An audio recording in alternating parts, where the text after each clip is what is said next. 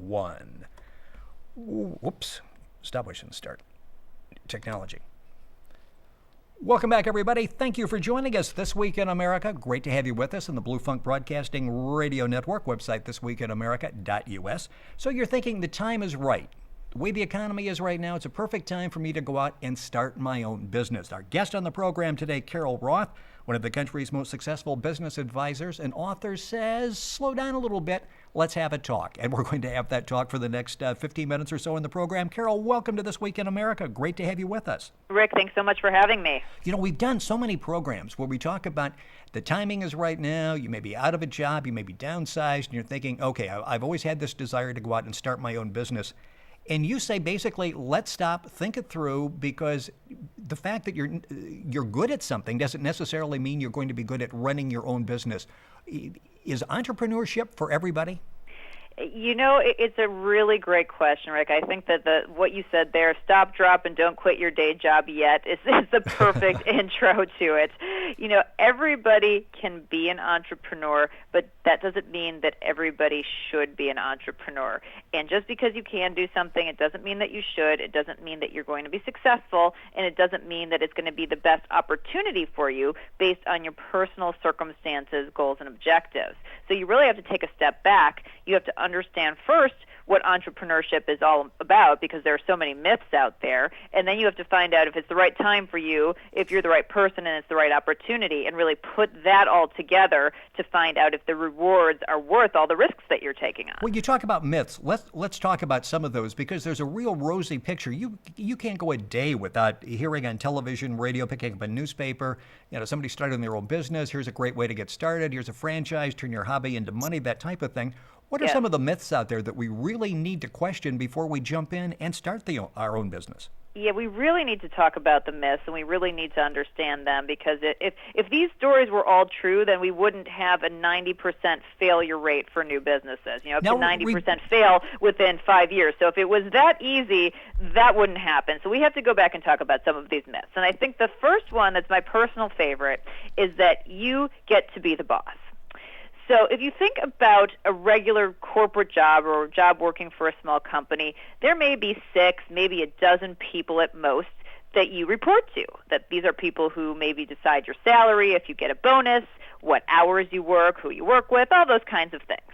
Now, when you start your own business, every single customer and every potential customer is your boss.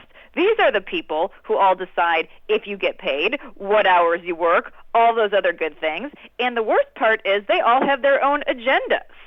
So this whole idea that you get to be the boss is a huge fallacy. And then you can layer on that if you own a store, that your landlord is your boss, that if you have investors or lenders, they're your boss too. So you really end up at the bottom of the totem pole. So I think that's actually the first biggest myth that's out there.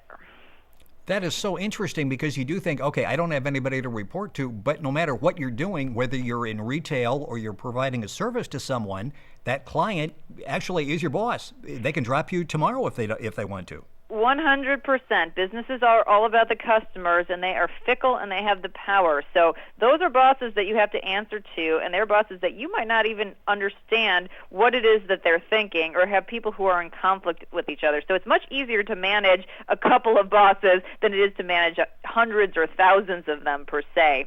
And Rick, another one of the myths that you actually addressed when you gave your intro is that just because you are good at doing something doesn't mean that you're going to be good at running a business doing that something. So many people go into business to do more of what they love, and then they find out once they get there that they're actually spending a fraction of the time doing whatever it is that they like to do, and a whole lot of time doing things like accounting, customer service, chasing down payments, social media, all of those things. And so, your job actually really becomes running a business, not doing whatever task it was that you wanted to do in the first place. And I think that's a huge shock to people. You're listening to This Week in America on the Blue Funk Broadcasting Radio Network, website thisweekinamerica.us. Our guest is Carol Roth. You can go directly to our website, carolroth.com. You can log onto our website and link on and get all the information that we're talking about. Carol is one of the most successful business advisors in the country. She's worked with single individuals who are going through what we're talking about in the program, should I go into business for myself, all the way up to a number of Fortune 500 companies, so she knows exactly what she's talking about. And you mentioned something before which is interesting. It's like, okay, I'm good at this. Let's take something, I'm good at a hobby. Let's say, for example, Carol, in your case, that you're a recovering toy collector. So you're thinking, correct. So you're thinking, okay, you know what? I really like this. I understand this. I'm going to turn this into a business. How successful are people who take hobbies and try to make them into a full-time business? You know, it is a tough leap to do that. It's a tough leap for two reasons. First of all, I'll just talk about the emotional reasons about having a business. If you think about what is work, we call it work because it's work because it's not fun. If it was fun, it would be called fun, right? Exactly. And so you pursue this hobby in your free time, and it's nice to have something that you can come and unwind and not have to think about and not have to be worried about building a paycheck upon. So, you know, you really take that piece out of the equation. The other thing is that just because you know everything about, you know, for my case, it was toys, you know, that doesn't mean I understand vendors, that doesn't mean I understand customers, that doesn't mean I understand accounting, and all of those other things that are required to pull off a successful business. I will tell you that part of the reason that I am a recovering toy collector is that I actually have gotten a number of toy companies who are my clients. And once I kind of peeked behind the wizard's curtain, so to speak, and got involved with the business side, it actually completely crushed the passion. So it was really good for my wallet, but not so great for my hobby. Well, and I'm sure people will find that it takes sort of the fun out of it because now you're just dealing in the business aspect of it. Exactly. And again, when it can actually become stressful because you're really depending on this as your livelihood, and you don't really get to just do it for yourself and your enjoyment. Again, you're now focused on your customers. You say when somebody goes into starting their own business, they have to commit time, capital, and resources. Yes. And I know you deal with a number of people. When you point that out to them, is that shocking to them? I mean, it's not just like, okay, I'm a CPA, I'm going to start, and all I'm going to do is work on people's taxes and take care of their money.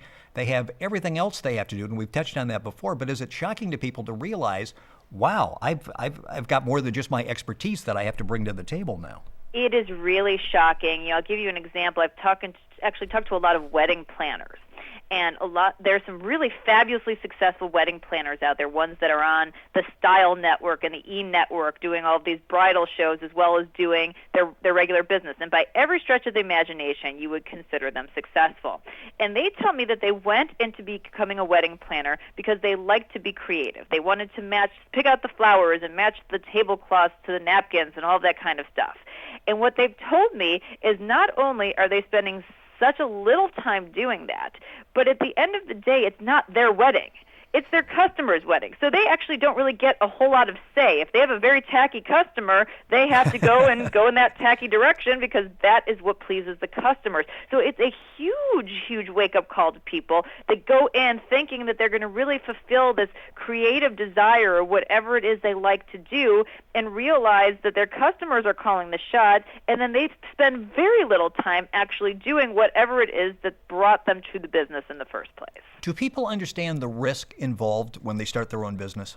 Absolutely not. I liken it to a game show. If you think about Let's Make a Deal, which was one of my favorite game shows from back in yesteryear and I think is still around in syndication, you know, you've got two curtains.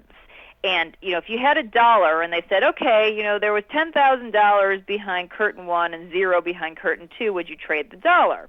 I think everybody would make that trade. Then you say, okay, well, I'm going to give you $9,990, and one curtain 0 and one's $10,000. Will you make that trade?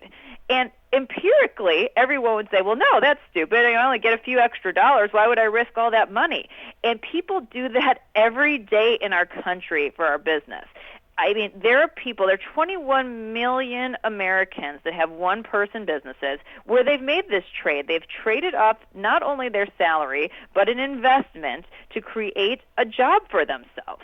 And basically, a lot of times they're working more hours and they have more stress for the same or less pay. And that is a horrible trade. You would never make that deal on a game show, but people do it every day in their real lives.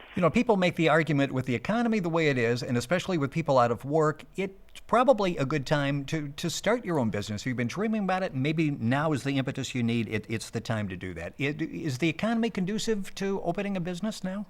I really look at the, timing the economy as I would, any sort of investment. If you invest in a business, you're investing your time, money, and effort, just like you would invest if you were picking stocks. And you can never time that market perfectly. You're never going to buy in at the lowest point. You're never going to sell at the highest point. It's pretty impossible to do that on a regular basis.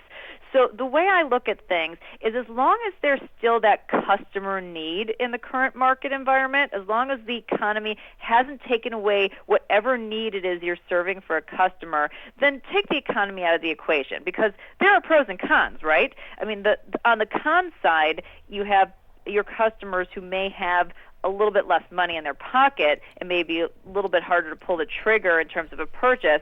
But there are a lot of pros. There are a lot of benefits. You may be able to negotiate a better lease on a store with the landlord. You may be able to work with service providers who wouldn't work with you in a better economy when they have other choices. You may be able to get better payment terms with vendors. So there are special things that go along with a bad economy that can benefit you, just like there are downsides. And I would make that same argument in a good economy either. So I'd say, to recap, as long as the customer need is there, then take the economy out of the equation. You're listening to This Week in America and the Blue Funk Broadcasting Radio Network. Website, thisweekinamerica.us. Carol Roth, our guest on the program. Website, very simple, carolroth.com. You go to our website and link on, get some of that information. Time going by so quickly, but I want to repeat what you said in the beginning. Tell me about the failure rate, because everybody goes into this, and we really don't hear a lot about the failure rate. We hear about people that go into this. The odds are really, really stacked against you. Yeah, they really are. I mean, up to 90% of new businesses will fail within 5 years. And then if you make it past that hurdle, 60% of the remaining businesses won't earn a profit over their lifetime.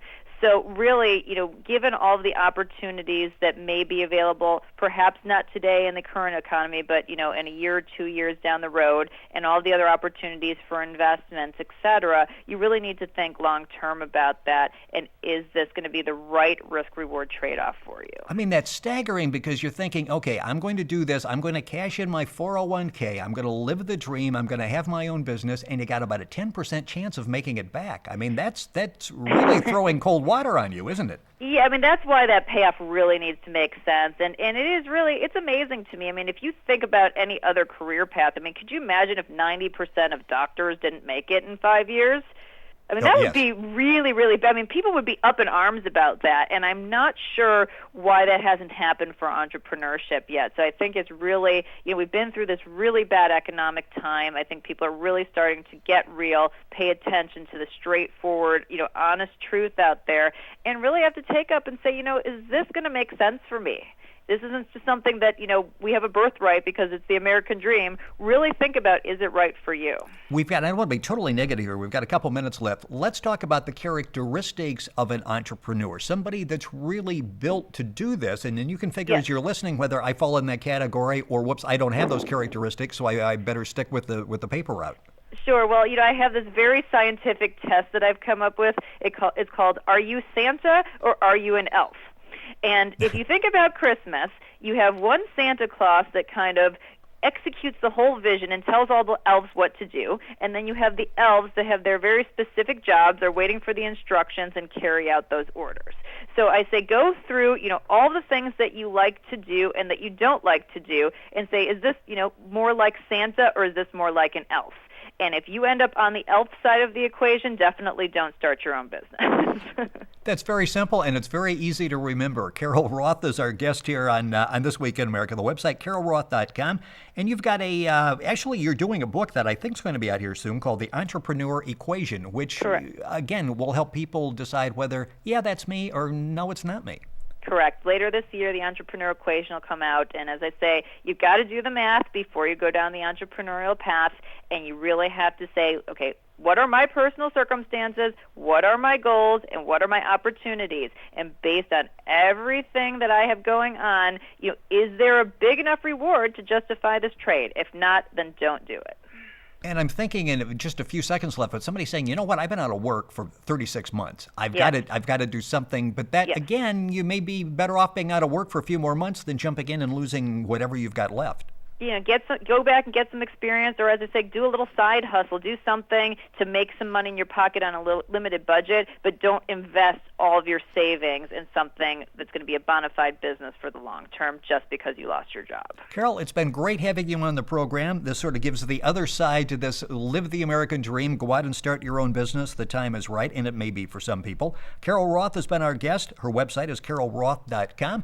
It's been fascinating. I've been thinking about going into business, and I guess the clown school probably isn't like a real good choice right now. So I should put that on hold there for a while and just stick with the day job. So thank you for joining us. Fair enough, Rick, and feel free to give me a ring if you want to talk about it further. Would love to do that here off the air, the Clown School. You're listening to This Week in America on the Blue Funk Broadcasting Radio Network. We'll be right back. Super. That time went by way too quickly. I know, it really did. I had so much fun speaking with